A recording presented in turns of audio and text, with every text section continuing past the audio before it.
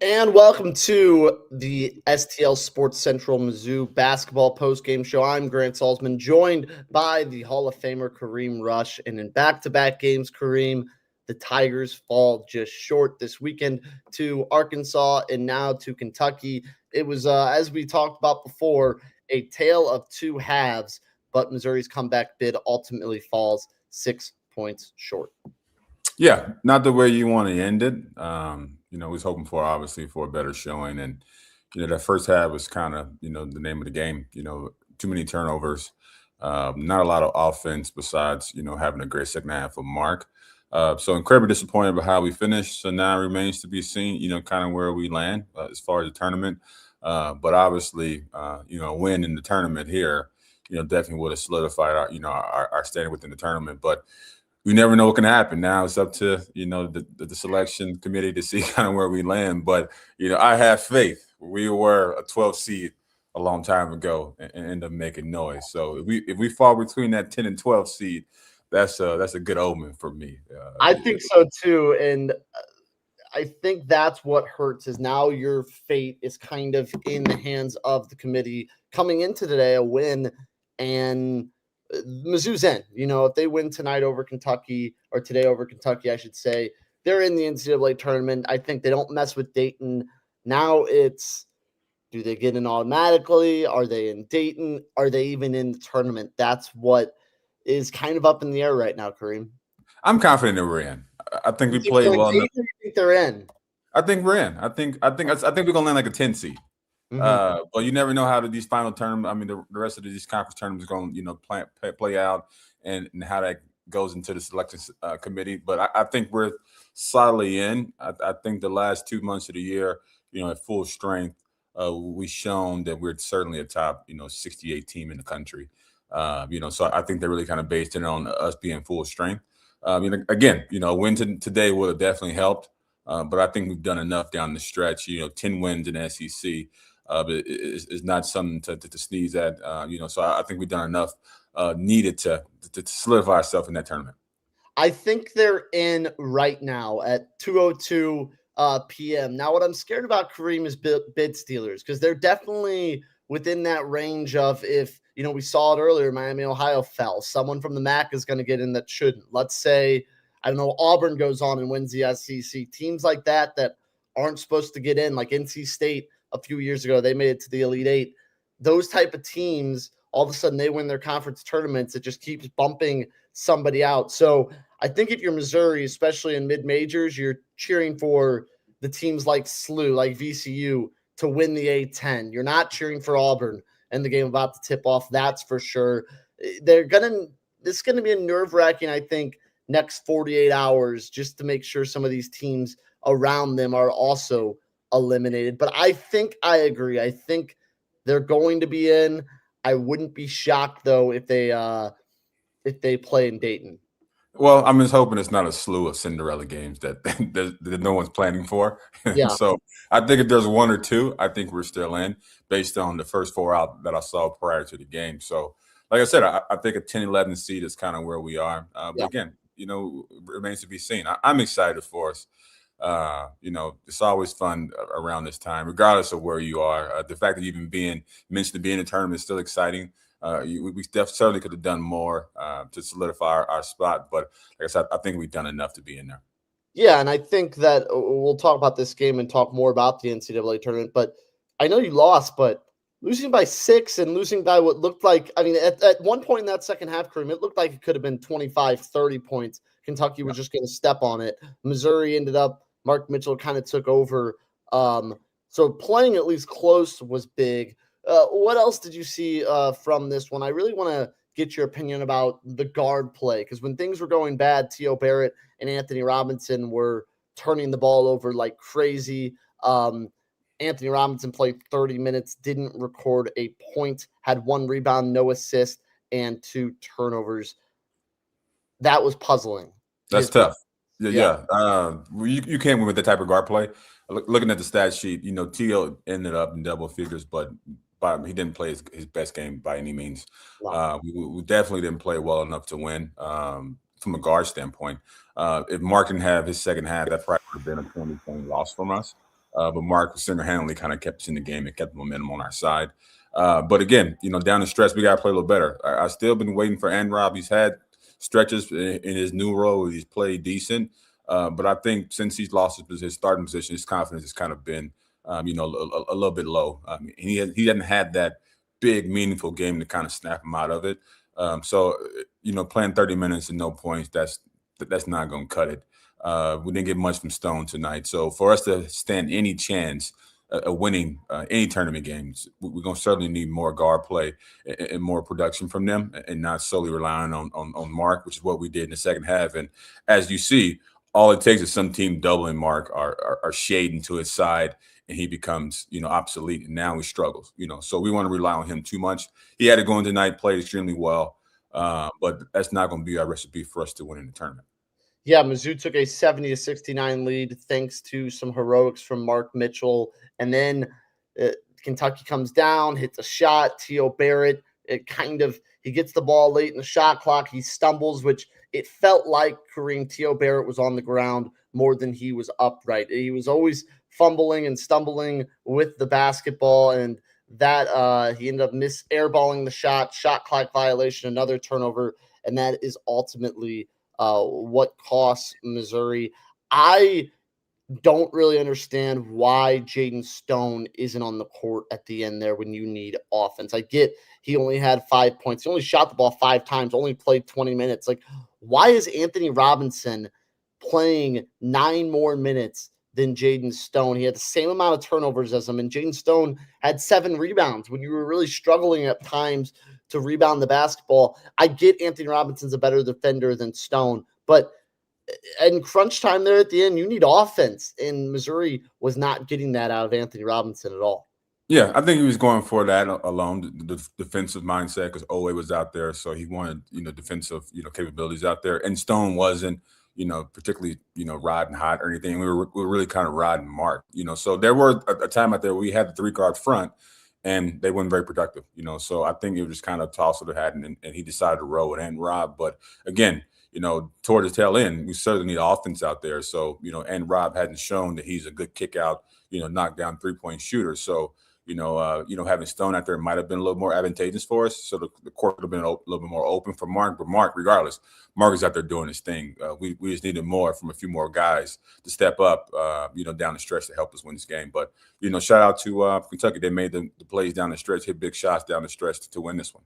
Yeah, tough run for Missouri. 3 losses in a row. It's kind of what we saw from the Tigers last year entering the NCAA tournament.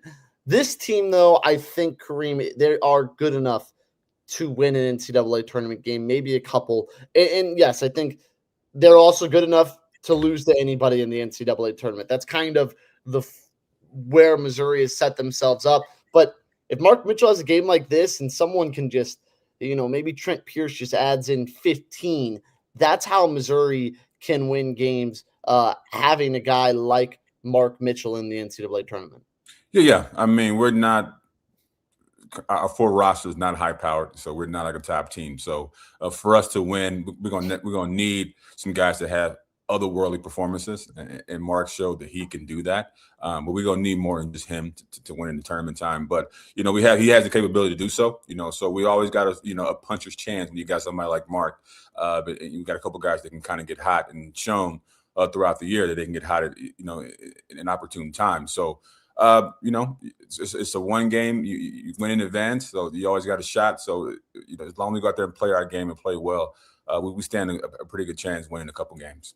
I want to talk a little bit about Sean Phillips Jr. He played 19 minutes, had 8 points, 5 rebounds, and assists. Was really good when he was out there, but he had 3 fouls within the first 10 minutes of the game. 2 flagrant fouls as well that ended up getting him ejected from the game. What do you see when you're watching Sean Phillips? Because then at the end, he's crying. It seems like he struggles a little bit to keep his emotions intact. Doesn't seem like it. He does struggle a little bit to keep his emotions intact. That's who he is. I mean, he brings the emotion, to our team. So you're going to have those bouts where he's going to get technicals, and, he's had that over the course of the year, elbows up. But that's the physicality that he brings to the team. I think Dennis understands that. Sean as a player needs to mature and not, put himself in harm's way with the fouling, because him without him early in the game, they still took advantage of us down low. They had 22 points in the paint without him in there. He's such a big force in the paint that him not being out there certainly affects us. And he shoots 70% from the field or 78% from the field. So we need him out there for offensive purposes as well. So, as he, moves on with his career, I think the energy that he brings is kind of who he is. What makes him who he, the player that he is. But you'll learn to kind of tone that stuff down, to make so you don't get in foul trouble. And the thing was too is that Sean Phillips, when they were out there, he was leading the charge. Missouri got it within 5 with him out there. Teal Bear was going to the line to shoot free throws, and that's when Phillips picks up his flagrant foul. Like he's was the catalyst today, but also the thing holding Missouri back, because when he wasn't out there, Trent Burns has been improving, but Kentucky's bigs are too good. Dennis Gates tried Nicholas Randall. He's not ready yet for that. So Missouri needs Sean Phillips, the good Sean Phillips, to be on the court for 25, 30 minutes a game probably to really have a chance this March. It's just so frustrating when a guy's right there and then he continuously hurts his team at the same time. Yeah, I mean, it's kind of it is who he is, so you take the good with the bad. But I'm sure the coach been in his ear about, having that stuff toned down. But as a player, you're emotional. Some of that stuff is like saying, calm down, Draymond. You just can't calm Draymond Green down. It's kind of who he is. You hope that it doesn't affect you too many times. But in today's instant, Sean would have been, useful out there. Like I said, 70% from the field, the turn down there in the post. And like I said, they had their way in the first half, with us down low. So that could have been a completely different half. And if, you look at the game, full scope, we certainly played a lot better in the second half and had a chance to win that if, the first half wasn't the way it was. Yeah, I want to tell you a little bit about the Key STL, and they bring us the Key STL moment of the game. The Key STL Burger Bar and Boogie is your new home in the Grand Center Arts District, where the music plays, the game is always on, and the dance floor is open.